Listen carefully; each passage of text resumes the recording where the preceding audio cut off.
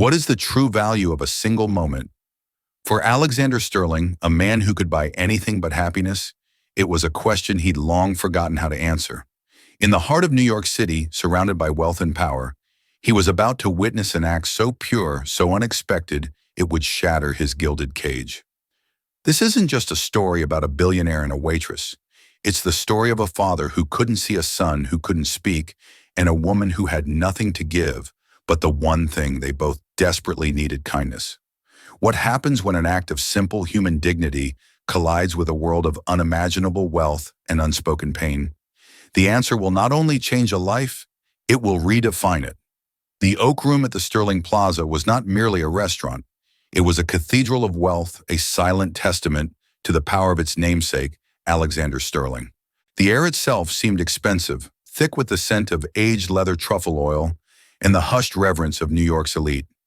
Sunlight filtered through towering arched windows landed in soft golden pools on the crisp white tablecloth, making the polished silver cutlery gleam like treasure. Seated at the most secluded table, Alexander Sterling looked less like he was dining and more like he was holding a hostile board meeting with his lunch. At 52, he was a man carved from granite and ambition. His hair was the color of steel, his jaw was a sharp line of authority, and his eyes, a startlingly cold blue, missed nothing and approved of very little.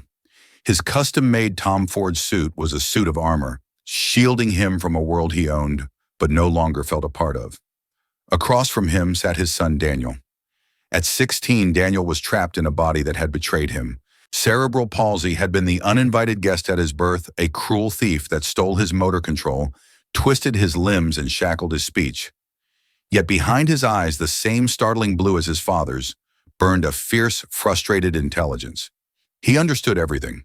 He saw the pitying glances, felt the awkward silences, and most of all, he felt the chasm of distance from the man sitting opposite him, the man who was his father but felt more like a warden. The waiter, a man with a professionally vacant smile, had placed Daniel's meal, a carefully prepared soft-cooked risotto, in front of him. A specially designed spoon with a thick-weighted handle lay beside it. For Daniel, lifting that spoon was like lifting a boulder. His left hand, curled tightly into a fist, lay useless in his lap. His right hand trembled, making a valiant, spastic journey towards the utensil. Alexander watched his jaw tightening with each tremor. He didn't see a son struggling. He saw a problem without a solution, a public display of imperfection. He averted his gaze, pulling out his phone. Stocks, emails, market analyses, a comfortable world of numbers and logic that had no room for the messy, unpredictable reality of his son. He typed a curt email, the tapping of his fingers on the glass, a stark, impatient rhythm against the restaurant's quiet symphony. Daniel finally managed to grip the spoon. The effort sent a tremor through his entire arm. He scooped a small amount of risotto, his brow furrowed in concentration. The journey from the plate to his mouth was a treacherous one. His muscles fought him, jerking his arm. A few grains of rice fell onto the pristine tablecloth. His father didn't look up. He tried again. This time the spoon tilted precariously, spilling most of its contents back onto the plate with a soft slop. A guttural sound of pure frustration escaped Daniel's lips. It was a raw, wounded noise that cut through the polite hum of the restaurant. A few heads turned. Alexander's face flushed with a familiar, toxic mix of anger and embarrassment. "Daniel, control yourself." He set his voice low and sharp, not lifting his eyes from the phone. The words were like stones, cold and hard. Tears of helpless rage welled in Daniel's eyes. He hated this. He hated the fancy restaurant, the pitying looks, and the cold wall of his father's indifference. He wanted to scream that he was trying, that every second of his life was a battle. But the words wouldn't form, strangled by the same condition that held his body captive. He slammed his trembling fist onto the table, rattling the fine china. It was in that moment of raw, desperate tension that Kaylee Johnson approached their table. Kaylee had been a waitress at the Oak Room for 6 months, and she still felt like an imposter. She moved through the opulent space with a practiced grace, but her mind was usually miles away, calculating the tuition payment for her nursing program at Columbia, or worrying about the rent on the small Bronx apartment she shared with her younger brother Leo. She was 24 with kind, weary eyes that had seen more hardship than most people in this room could ever imagine. She wore her uniform with pride, but beneath it her muscles ached from the double shifts she pulled to make ends meet. She had noticed the Sterling table when they came in. Everyone did. It was like royalty visiting. But she hadn't seen the billionaire in his air. She'd seen a tense, silent man and a boy who looked desperately sad. She saw the spilled risotto. She saw the boy's trembling fist and the tears glistening in his eyes. More importantly, she saw the father whose attention was buried in a glowing screen, utterly oblivious or perhaps unwilling to see his own son's pain. Something inside her, the nascent nurse, the sister, the human being, snapped.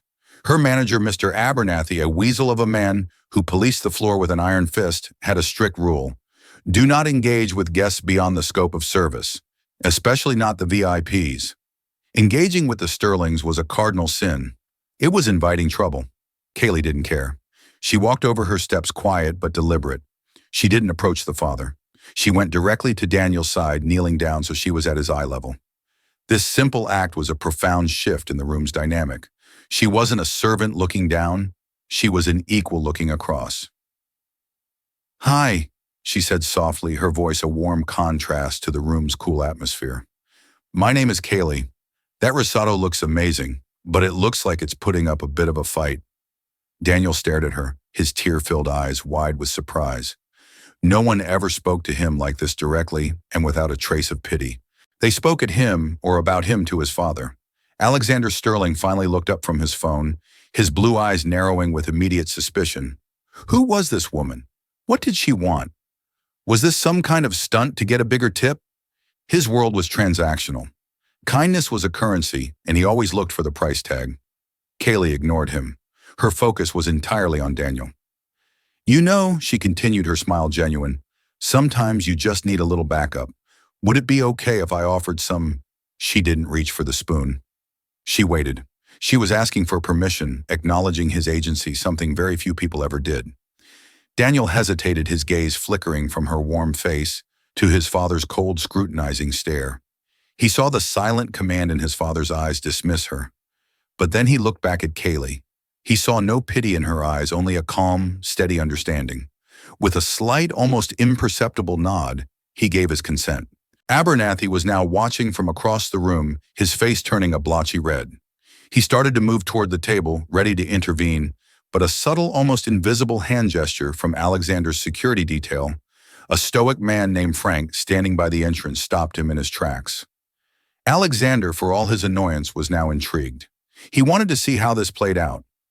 Kaylee picked up a clean napkin and gently wiped the stray rice from around Daniel's mouth.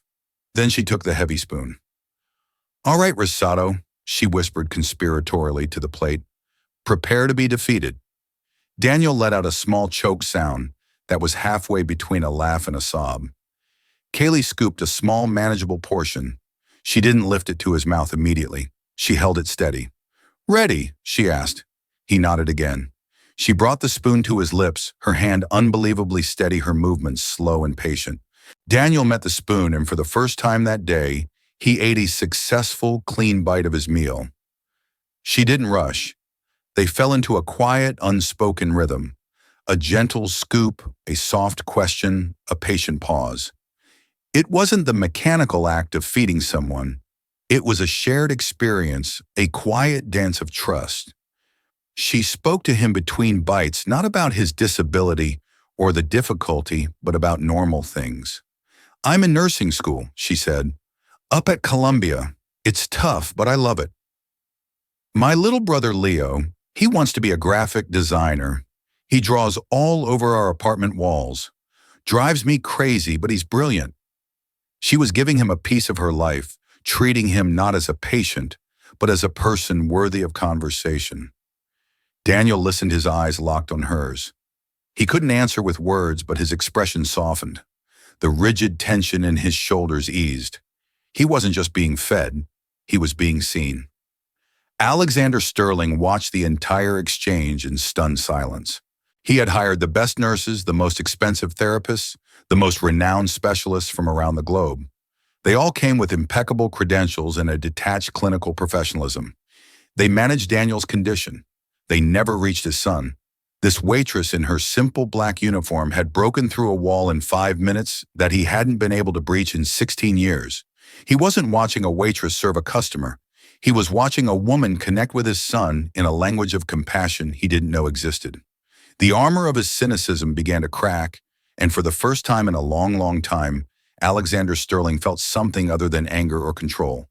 He felt a profound, unsettling sense of awe and of shame. When the plate was empty, Kaylee gently wiped Daniel's mouth one last time.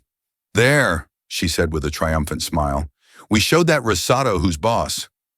Daniel's own lips curved into a small, weak but genuine smile. It was a rare sight, a glimmer of sunlight in a perpetually overcast sky. Alexander felt a jolt as if seeing it for the first time. Kaylee stood up, her professionalism returning. "Is there anything else I can get for you, sir?" she asked, finally addressing Alexander, her tone polite but not subservient. Alexander was still processing. He cleared his throat, his composure reasserting itself like a reflex. "Just the check," he said, his voice gruff. As Kaylee walked away, Daniel's gaze followed her, a look of profound disappointment on his face. The brief, warm connection was over. The cold silence returned to the table, but now it felt heavier, more pronounced. When Kaylee returned with the billfold, Alexander didn't even look at it. He took out a thick black money clip from which he extracted 10 crisp $100 bills. He folded them and held them out to her. $1,000, he stated, not asked. "For your trouble." It was a test. It was a transaction. In Alexander's world, every service had a price. Every problem could be solved with a sufficient application of capital. He had just witnessed an act of kindness, and his immediate instinct was to commodify it, to file it away as paid for. Kaylee looked at the money in his hand and then at his cold, expectant face. $1,000. That was her rent. It was 2 months' worth of groceries. It was a significant portion of her next tuition payment. It was a lifeline. Her every instinct screamed to take it. Pride didn't pay the bills. She glanced at Daniel. He was watching the exchange, his newfound smile gone, replaced by a look of hurt. He understood exactly what his father was doing, turning her beautiful human gesture into a cheap transaction. He was cheapening her, and in doing so, cheapening the moment they had shared. Kaylee's spine straightened. She looked Alexander Sterling directly in the eye, her own gaze unwavering. "No, thank you, sir," she said, her voice quiet but firm. Alexander blinked, genuinely taken aback. He wasn't used to people turning down his money. "I insist," he said, pushing the bill slightly forward. "You were helpful." "I was just doing my job," she replied, a subtle emphasis on the word job, though they both knew what she had done went far beyond any job description. "And my job doesn't include taking payment for helping one person show another person a little dignity." The word hung in the air between them, dignity. It was an indictment, a quiet, powerful accusation that struck Alexander harder than any shouted insult.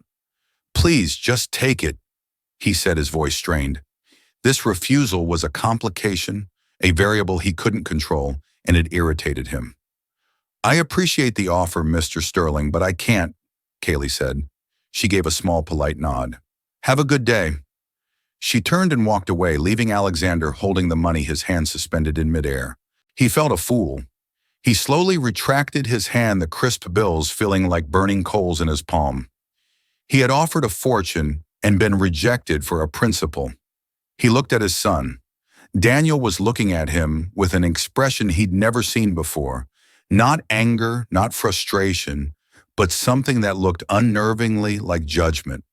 The rejection gnawed at Alexander for the rest of the day. Who was this woman, this waitress who possessed a quiet strength and moral clarity that made his billions feel cheap and hollow? He couldn't shake the image of her kneeling by his son's side. That evening, back in the sterile silence of his penthouse overlooking Central Park, he made a call, not to a business associate, but to Mr. Harrison, his head of security and personal fixer, a man who operated in the shadows with quiet efficiency. "Harrison," Alexander said, his voice clipped. "There was a waitress at the Oak Room today. Her name is Kaylee Johnson. I want to know everything about her. Everything." He didn't know why he was doing it. Curiosity, annoyance. Or was it something else, a nascent, unfamiliar desire to understand the kind of person who could give his son a smile and turn down $1,000 without a second thought? He needed to understand the value of something that couldn't be bought. The fallout from Kaylee's act of compassion was swift and brutal. Mr. Abernathy had been simmering with rage ever since Frank the security guard had silently waved him off. To him, Kaylee hadn't been kind. She had been insubordinate. She had broken protocol, overstepped her station, and worst of all, she had drawn the personal attention of the most powerful man in their universe, Alexander Sterling. Abernathy saw this not as a credit to her character, but as a threat to his own carefully managed authority. The next morning, as Kaylee was clocking in for her shift, Abernathy called her into his small windowless office. The air was stale with the smell of old coffee and thwarted ambition. "Johnson, close the door," he said without looking up from the paperwork on his desk. Kaylee's stomach tightened. She knew this tone. She closed the door, the click of the latch sounding unnaturally loud. Abernathy finally looked up, his small eyes gleaming with a petty, malicious pleasure. "We have a certain standard of conduct at the Oak Room, Johnson. A protocol. It's what separates us from a common diner. You are aware of this protocol, are you not?" "Yes, Mr. Abernathy. And you are aware of the rule regarding fraternization with our clientele, particularly our high-profile guests." "I was just trying to help," Kaylee said, her voice steady. "The boy was in distress." "The boy," Abernathy sneered, "was Daniel Sterling, and his father is Alexander Sterling. They do not require the help of a waitress. They have staff for that. What you did was unprofessional. It was presumptuous. You made the guest, and by extension, the entire establishment, look incompetent."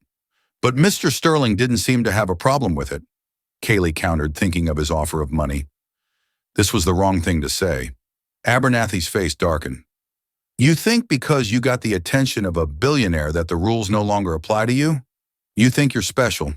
He stood up, leaning his knuckles on the desk. "Let me tell you what you are, Johnson. You're a liability. You're a rogue element in a finely tuned machine, and I am the mechanic who removes faulty parts." Kaylee's heart sank. "Mr. Abernathy, I need this job." "You should have thought of that yesterday," he said coldly. "Your services are no longer required. Collect your final paycheck from HR. Your personal effects will be mailed to you." He dismissed her with a wave of his hand, already picking up his pen, her entire existence reduced to a completed, unpleasant task. Kaylee stood there for a moment, stunned. Fired. She had been fired for an act of kindness. The injustice of it was a physical blow. The $1,000 she had refused now seemed like a monument to her own foolish pride. How was she going to pay her tuition? How would she cover the rent? Leo's art supplies. A wave of panic washed over her. She walked out of the office in a daze past her former colleagues, who averted their eyes, already distancing themselves from the newly exiled. She didn't beg or plead. Her pride, the same pride that had refused Alexander's money, wouldn't let her give Abernathy the satisfaction. She walked out of the opulent lobby of the Sterling Plaza and into the harsh light of the city, unemployed and terrified. Meanwhile, in his own skyscraper across town, Alexander Sterling was reading the file Mr. Harrison had personally delivered. It was thin but concise. Kaylee Johnson, 24, orphaned at 16, parents killed in a car accident, legal guardian to her younger brother Leo Johnson, 17. Currently enrolled in the nursing program at Columbia University Vagelos College of Physicians and Surgeons, works 2 jobs to cover tuition and living expenses, the Oak Room primary and occasional weekend shifts at a diner in the Bronx. No criminal record, no outstanding debts beyond student loans. Address a 2-bedroom apartment on Grand Concourse, Bronx. Alexander leaned back in his chair. It wasn't the file of a grifter or an opportunist. It was the file of a fighter, an orphan raising her brother, putting herself through one of the most demanding nursing schools in the country, by working herself to the bone. Her refusal of his money was no longer just a point of pride. It was an act of profound sacrifice. He looked at the name of the diner. Mel's Diner. He felt a strange pull and urge to see her in her own environment, away from the artificial gloss of his world. He made a decision. He would go to this diner. But as he was telling his driver to head for the Bronx, his phone buzzed. It was Harrison. "Sir." Harrison's voice was calm as always, but there was an undercurrent of something else. "There's been a development regarding Kaylee Johnson." "What is it?" Alexander asked. "She was terminated from her position at the Oak Room this morning, effective immediately." Alexander went very still. On what grounds? According to her manager, a Mr. Abernathy, for unprofessional conduct in violation of company policy. The incident report specifically cites her interaction with you and your son yesterday. The line went silent for a moment. The air in the back of the Rolls-Royce grew cold. The quiet awe Alexander had felt was now replaced by a surge of pure cold fury. She had been punished for the one moment of genuine human warmth his son had received in years. The injustice of it was galling, but what was worse was his own unwitting role in it. His presence, his power, had inadvertently led to her ruin. Change of plans, Alexander said to his driver, his voice dangerously quiet. We're going back to the Sterling Plaza. Now. Then into the phone. Harrison, get me everything you can on a man named Abernathy. I want to know where he buys his coffee. And get me Kaylee Johnson's home address. I'll be making a personal visit. The transaction was over. This was about to become personal. Alexander Sterling moved through the lobby of his own hotel like a storm front. Staff members accustomed to his aloof and distant presence flattened themselves against walls as he strode past, his face a mask of controlled rage. Frank, his security guard, was 2 steps behind him, looking more imposing than ever. He didn't head for the elevators to his penthouse suite. He marched directly towards the Oak Room. It was mid-afternoon, the lull between lunch and dinner service. The restaurant was mostly empty, save for staff polishing glasses and folding napkins. Mr. Abernathy was standing near the reservation desk, preening over the evening's seating chart. He looked up and saw Alexander Sterling bearing down on him, and the color drained from his face. This was highly unusual. Mr. Sterling never came down to the restaurant floor unannounced. Mr. Sterling, what an unexpected pleasure. Abernathy stammered, attempting a sycophantic smile. Alexander didn't slow his pace until he was inches from the smaller man, forcing Abernathy to crane his neck to look up at him. Abernathy. Alexander's voice was so low it was almost a whisper, yet it carried more menace than a shout. I was just made aware of a staffing change you made this morning. Abernathy swallowed hard. Ah, yes, a minor internal matter, I assure you. Maintaining the highest standards. You fired the waitress, Kaylee Johnson. It wasn't a question. Yes, sir. She violated a clear and explicit policy. It was a regrettable but necessary action to maintain the integrity of our... The integrity, Alexander interrupted, his voice dripping with contempt. Let me tell you about integrity. For a few minutes yesterday, that woman showed my son more compassion and decency than he has felt in a very long time. She treated him like a human being. That is the highest standard of service I can possibly imagine. A standard you clearly wouldn't recognize. Abernathy was trembling now. Sir, with all due respect, I was protecting the restaurant's reputation. You were protecting your own pathetic sense of authority, Alexander snarled. You saw an employee demonstrate a quality you lack empathy, and you punished her for it. You took an act of kindness and twisted it into an infraction. He leaned in closer, his cold blue eyes boring into Abernathy's. You are the manager of a restaurant in my building. Your salary is paid by the profits generated under my name, and you used your minuscule portion of that power to harm someone who brought a moment of light into my son's life. Effective immediately, your services are no longer required. Collect your personal effects. Frank will escort you out. Abernathy stared, his mouth agape, utterly defeated. The swift, brutal, poetic justice was absolute. Frank stepped forward, placing a firm hand on Abernathy's shoulder, and began leading the now former manager away, speechless and broken. Alexander turned without a backward glance. The injustice had been rectified, but the source of it remained. He had a promise to keep. An hour later, Alexander's Rolls-Royce Phantom, a sleek black vessel of impossible wealth, looked profoundly out of place parked on the Grand Concourse in the Bronx. The building was a pre-war walk-up, its facade showing the dignified wear of generations. Children's laughter echoed from a nearby playground. This was a world away from the hushed corridors of power Alexander inhabited. He took the elevator, which groaned in protest, up to the 5th floor. He found the apartment and knocked. For a moment there was no answer. Then the door opened a crack, held by a chain lock. A teenage boy with a spray of freckles and wary eyes peered out. He had the same determined set to his jaw as his sister. This had to be Leo. "Can I help you?" Leo asked, his voice suspicious. He'd never seen a man in a suit this expensive outside of movies. "I'm here to see Kaylee Johnson," Alexander said, his tone softer than it had been all day. "My name is Alexander Sterling." Leo's eyes widened in recognition. He closed the door, the chain rattled, and then he opened it fully. She's in her room." The apartment was small but immaculately clean. The walls, as Kaylee had said, were covered in vibrant, stunningly detailed drawings and designs, a testament to Leo's talent. The air smelled of turpentine and cinnamon. On a small dining table sat a stack of textbooks next to a plate with a half-eaten sandwich. It was a home filled with struggle, but also with love and ambition. Kaylee emerged from her room. Her eyes were red-rimmed from crying, but when she saw him, they widened in shock. She was wearing an old paint-splattered sweatshirt and worn-out leggings. She looked young and vulnerable. "Mr. Sterling, what are you doing here?" "I came to apologize," he said, the words feeling foreign on his tongue. "I learned what happened at the restaurant. It was my fault. I am truly sorry." Kaylee was speechless. The billionaire titan of industry was standing in her tiny living room apologizing to her. "And I came to make you an offer."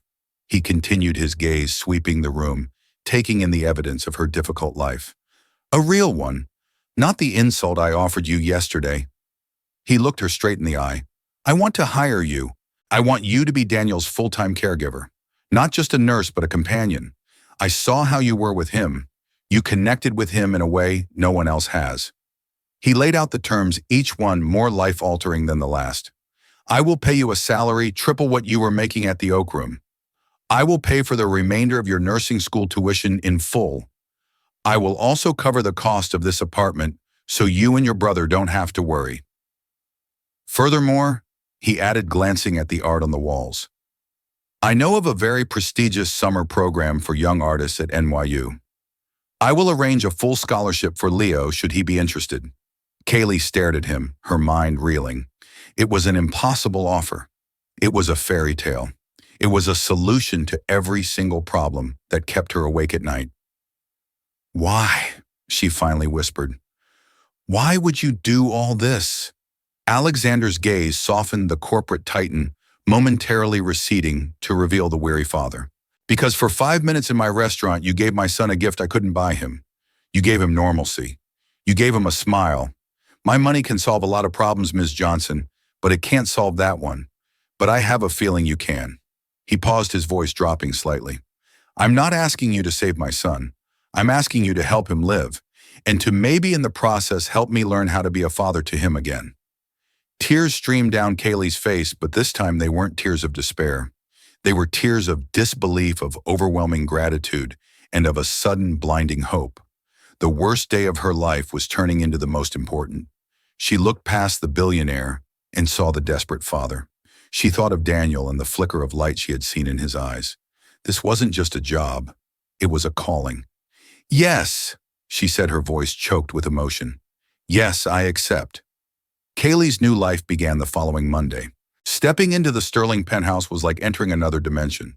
The sheer scale of it was breathtaking, double-height ceilings, windows that framed Central Park like a living masterpiece, and an unnerving museum-like silence. A housekeeper with a kind but reserved smile showed her to her own suite of rooms, which was larger than her entire Bronx apartment. But the opulence was not what mattered. What mattered was Daniel. She found him in his room, which was filled with state-of-the-art technology computers, with adaptive keyboards, voice command software, and a massive screen. He was staring at a line of code, his face set in the same frustrated mask she remembered from the restaurant. The first few days were challenging. Daniel was wary. He was used to a rotating cast of clinical professionals who treated him like a set of symptoms. He tested Kaylee, sometimes refusing to cooperate with his physical therapy exercises, other times retreating into stony silence. Kaylee, however, was relentlessly patient. She didn't push. She simply existed in his space, a calm and steady presence. She learned his routines not from a chart handed to her by a previous nurse, but by observing him. She saw that the tension in his hands eased when he listened to classical music, so she filled the room with the quiet strains of Chopin. She noticed his eyes lingering on the art books on his shelves, so she sat and read to him about the Impressionists, describing the brushstrokes and the play of light. The breakthrough came a week later. Kaylee was helping him with his physical therapy, a series of painful stretches designed to combat the spasticity in his muscles. He was resisting his body rigid, a low groan of frustration in his throat. "I know it hurts," Kaylee said softly, easing the pressure. "We can stop if you want." He shook his head vehemently. He wanted to do it, but the frustration was overwhelming. "Okay," Kaylee said, changing tactics. "Let's make a deal. We do this one last stretch, and then you show me what you're working on." She gestured to the computer screen. "For real, not just the finished product. Show me the code. I have no idea what it means, but I want to see your world." Daniel looked at her surprised. No one had ever asked about his coding. They just saw it as a hobby that kept him occupied. To him, it was his voice, his way of building worlds he could control. He gave a slow nod. They finished the stretch and he wheeled his chair over to the computer. With painstaking effort, using a specialized trackball mouse, he began to show her his project. It was a simple game, but the logic behind it was complex and elegant. As he pointed to different lines of code, he would make small sounds his own form of explanation. Kaylee didn't pretend to understand the technical details. Instead, she asked about the story of the game, the character he'd created. "So he's looking for a lost star," she asked, leaning in. "Why is it lost?" Daniel paused, then typed slowly onto the screen with his adaptive keyboard, BECAUSEITFORGOTHOWTOSHINE. Kaylee's heart ached. She looked from the screen to his face. "And the hero. He's going to help it remember." Daniel nodded, a flicker of a smile on his lips. He wasn't just building a game. He was telling his own story, and she was the first person to bother reading the pages. From that day on, a bridge was built between them. They developed their own language, a mix of spoken words, typed messages, and shared glances. She encouraged his passions, bringing him books on programming and art, and even convincing Leo to come by and show Daniel some of his graphic design work. The two boys from vastly different worlds bonded over their shared creativity. The silent penthouse began to fill with the sound of quiet conversation and occasionally laughter. Alexander observed all of this from a distance. He would come home from his office expecting the usual oppressive silence and would instead hear the faint sound of music or Kaylee's gentle voice reading aloud. He would stand in the doorway of Daniel's room unseen and watch as his son, once withdrawn and angry, engaged with Kaylee, his eyes bright with interest. He saw Kaylee not just caring for Daniel's physical needs, but nurturing his spirit. She advocated for him, arguing with a therapist that a new experimental communication device might be worth a try. She celebrated his victories, no matter how small a line of code, written a physical exercise completed without pain. One evening, Alexander came home to find them in the living room. Kaylee was helping Daniel with the new communication device, an advanced tablet that tracked his eye movements to select words and phrases. He was slowly, painstakingly forming a sentence. He watched as Daniel's eyes darted across the screen, finally locking on the last word. The device's synthesized voice spoke out clear and steady. THANKYOUCHLOE. Kaylee beamed, her face glowing with pride. "You're welcome, Daniel. You did all the hard work." Alexander felt a tightening in his chest. It had been years since he'd heard his son form a full sentence, even through a machine. He had provided the technology, the money, but Kaylee had provided the catalyst. She had provided the hope. That night, for the first time, Alexander didn't go straight to his home office after dinner. He sat down in the living room, not as a billionaire or a boss, but simply as a father. He asked Daniel to show him his game. And as his son used his new device to explain the story of the hero searching for a lost star, Alexander finally understood. The star wasn't just a metaphor for Daniel. It was for him, too. And Kaylee was the one teaching them both how to shine again. Just as a fragile peace began to settle over the Sterling household, a new threat emerged, not from the outside world, but from within the family itself. Her name was Eleanor Sterling Vance, Alexander's younger sister. Eleanor was a woman sculpted from suspicion and entitlement. She moved through the world with the firm belief that the Sterling name and fortune were hers to protect primarily for her own benefit. She saw Alexander's grief over his late wife and his detachment from Daniel not as a tragedy, but as a weakness, one she had long tried to manage and manipulate. She arrived at the penthouse unannounced one afternoon, draped in Chanel and dripping with disdain. She found Kaylee and Daniel on the terrace working on a small herb garden Kaylee had started. Daniel, for the first time, was using his hands to gently pat soil into a pot, a huge milestone in his physical therapy. There was genuine dirt under his fingernails, and he was smiling. Eleanor's lip curled. "Alexander," she said, striding onto the terrace, her voice like cracking ice. "What is the meaning of this? Who is this person? And why is Daniel playing in the mud like a commoner?" Alexander, who had been watching from the doorway, with a rare look of pride, turned to face his sister. "Eleanor, this is Kaylee Johnson, Daniel's companion, and Daniel is planting rosemary." Eleanor gave Kaylee a dismissive head-to-toe glance, her eyes cataloging the simple clothes and the lack of expensive jewelry. Her assessment was swift and brutal. Nobody. "Companion," Eleanor scoffed. "You fired his entire team of world-class specialists for a waitress." The word dripped with poison. "I hired Ms. Johnson because she is precisely what Daniel needs." Alexander said, his voice firm. Over the next few weeks, Eleanor became a toxic presence in the penthouse.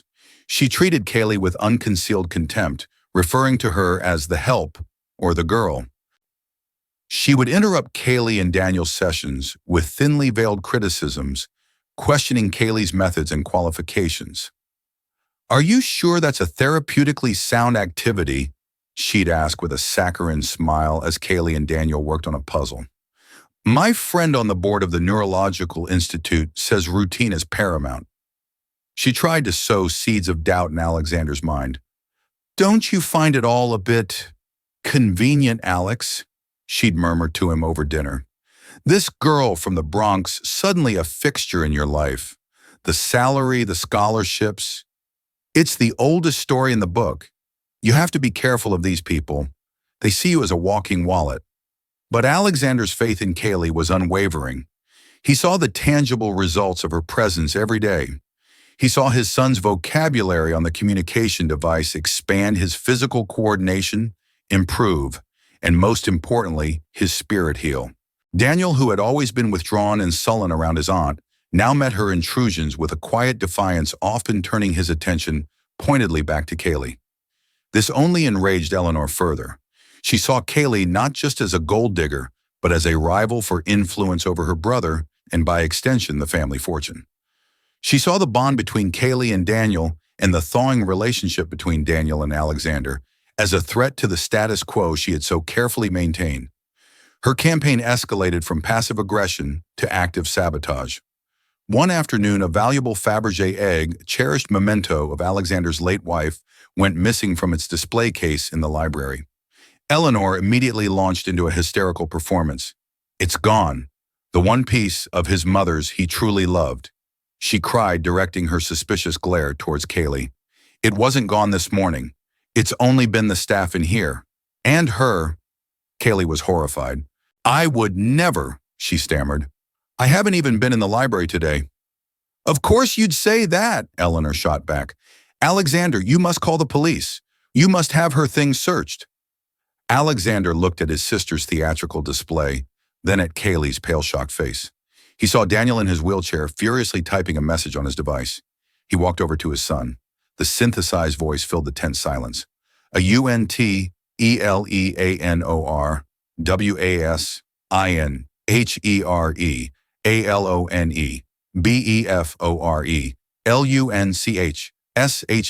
LUNCHSHELOOKEDNERVOUS. Alexander's eyes hardened. He looked at his sister, whose face had gone rigid. "Is that true, Eleanor? Were you in here alone?" I was just admiring it," she sputtered. Without another word, Alexander walked over to the large potted fern in the corner of the room. He reached deep into the soil. His fingers closed around something hard and smooth. He pulled out the Fabergé egg covered in dirt. The silence was deafening. Eleanor's plot was laid bare, clumsy and cruel. She had been willing to frame Kaylee to destroy her reputation and her life, all to reclaim her own perceived position of power. Alexander held up the dirt-covered egg. His voice was devoid of all emotion, a terrifying calm. You would use our mother's memory for a pathetic game like this. You would try to destroy an innocent woman who has done nothing but bring joy and healing into this house? Alexander, I was just trying to protect you. She pleaded, her composure crumbling. Protect me. He laughed, a short, bitter sound. You weren't protecting me. You were protecting your own access, your own influence. I see that now. He walked towards her. For years, you've encouraged my distance from Daniel. You fed my worst instincts because a broken family was easier for you to navigate. But this family is healing now, and there's no place in it for your poison. He pointed towards the door. Get out, Eleanor. Get out of my home and do not come back until you are ready to apologize, not to me, but to Kaylee and to my son. Defeated and exposed, Eleanor Sterling Vance fled, leaving a wake of shattered trust behind her. In that moment, Alexander hadn't just defended his employee, he had defended his family. He had chosen the quiet caregiver from the Bronx over his own sister. He had chosen kindness over blood. And in doing so, he cemented the foundation of the new life they were all building together. The confrontation with Eleanor was a turning point. It had purged the last vestiges of toxicity from the penthouse, but more importantly, it had solidified the bond between the three of them into something unbreakable. Alexander, having defended Kaylee so fiercely, no longer saw her as just an employee. He saw her as an essential part of their family's recovery. He finally shed the last layers of his armor. He started coming home earlier. He canceled evening meetings to be present for dinner. He stopped observing from the doorway and started participating. He learned to operate the communication device so he could speak with Daniel directly. He sat with them during therapy sessions, offering encouragement not as a benefactor, but as a father. One Saturday afternoon, Kaylee had an idea. The weather was perfect, a warm autumn day. Let's go to the park, she suggested. Not just the terrace, the real park. It was a logistical challenge. Daniel hadn't been to Central Park for a simple stroll in years. Trips were usually for medical appointments involving a team and a specialized vehicle. It was an ordeal. We can do it, Kaylee insisted, looking at Alexander. Just the three of us. Alexander, the man who commanded a global empire, found himself taking orders from the 24-year-old nurse. They packed a simple picnic. They navigated Daniel's high-tech wheelchair out of the building and into the bustling city streets. For Alexander, it was a revelation. He was used to being sealed inside his Rolls-Royce, observing the world through tinted glass. Now he was in it. He felt the sun on his face, heard the cacophony of the city, and felt the small, profound thrill of simply walking beside his son. They found a quiet spot by the lake. As Kaylee laid out the blanket, Alexander knelt beside Daniel's chair. It's beautiful out here, isn't it, son? He said, his voice thick with emotion. Daniel, using his device, typed a response. I-M-I-S-S-E-D-T-H-E-S-U-N. The simple sentence struck Alexander like a physical blow. In his quest to provide his son with every material comfort, every medical advantage, he had forgotten the simple things, the sun, the fresh air, the feeling of being part of the world. He looked at Daniel, truly looked at him, not as a collection of disabilities or a source of his own pain, but as his child, his brilliant, resilient, beautiful boy. The years of emotional distance, of shame and anger and grief for the wife he'd lost, and the perfect son he'd never had, finally crumbled away, leaving only a vast, aching regret. Daniel, Alexander began, his voice cracking. I am so sorry. Tears streamed freely down the billionaire's face. There was no one here to see him, no one to judge, just his son and the woman who had made this moment possible. I'm sorry for all the years I was absent, he choked out. I was so lost after your mother died. I buried myself in work and I let you down. I was a terrible father. I saw your challenges and I didn't see you. I am so sorry. Daniel watched his father, his own eyes welling with tears. He had waited his entire life to hear these words. He had yearned for this connection, for this admission. He painstakingly typed a message, his fingers flying across the screen with newfound urgency. I-K-N-O-W-D-A-D-I-F-O-R-G-I-V-E-Y-O-U. I-L-O-V-E-Y-O-U. Alexander read the words and let out a sob, a raw, wrenching sound of 16 years of pent-up grief and love. He leaned forward and wrapped his arms around his son's shoulders, hugging him properly for the first time in memory. Daniel, with a strength Alexander didn't know he possessed, lifted his right arm and patted his father's back, a gesture of comfort, of forgiveness, of a son finally able to comfort his father. Kaylee watched from a short distance away, her own tears flowing freely. This was the real payment for her kindness. Not the salary, not the tuition, but this. Witnessing this sacred moment of healing of a father and son finding their way back to each other across a chasm of pain. She had been the bridge. The lost star hadn't just been found, it was burning brighter than ever, and its warmth was finally being felt. The change that began in the heart of the Oak Room didn't just alter one life. It rippled outwards, transforming everyone it touched. 2 years later, Kaylee Johnson walked across the stage at Columbia University's graduation ceremony, not just with a nursing degree, but as the class valedictorian. In the audience, Leo, now a thriving student at NYU's Tisch School of the Arts, on a full Sterling scholarship, cheered wildly. Beside him, Daniel sat in his wheelchair, his smile wide and proud. And next to Daniel sat Alexander Sterling, his applause the loudest in the auditorium, his eyes filled with a warmth that had long been absent. But Kaylee's journey didn't end with a degree. On the day of her graduation, Alexander presented her with a new proposal. He had established a new charitable organization, the Lily Sterling Foundation, named after his late wife. Its mission was twofold: to fund cutting-edge research and provide resources for children with cerebral palsy, and to create support networks and grant programs for the families and caregivers who loved them. He didn't want any other family to feel the isolation and despair that his had, and he asked Kaylee to be its first executive director. "I build companies, Kaylee," he had told her, "but you build people. You have the vision and the heart to make this mean something." Kaylee accepted her life's calling, now given a platform she could never have imagined. Under her leadership, the Lily Sterling Foundation became a beacon of hope for thousands. It funded the development of new communication technologies like the one Daniel now used with effortless skill.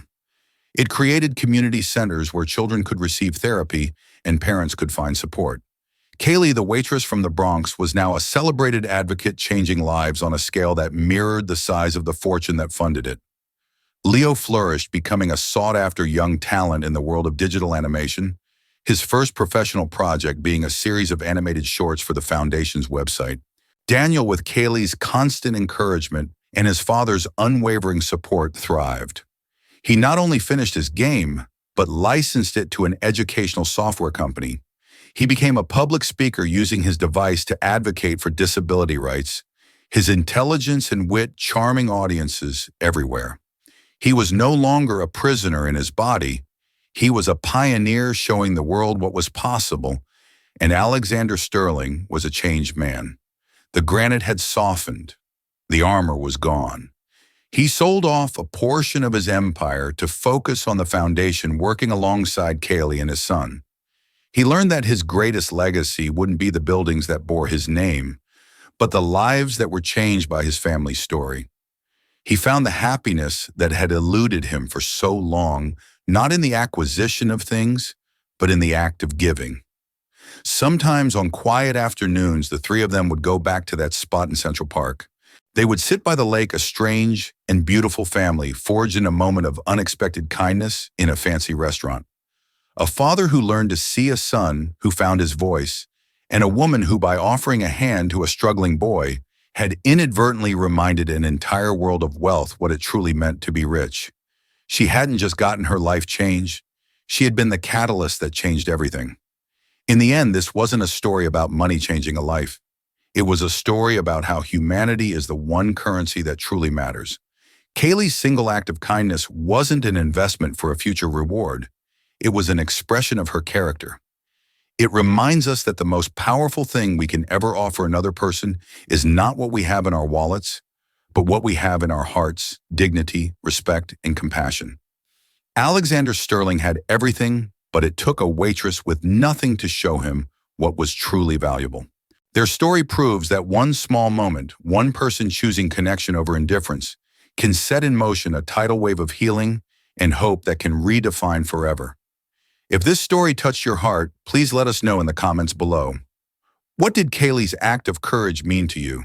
And don't forget to like this video, share it with someone who needs to hear it, and subscribe to our channel for more stories that inspire and remind us of the incredible power of the human spirit. Thank you for watching.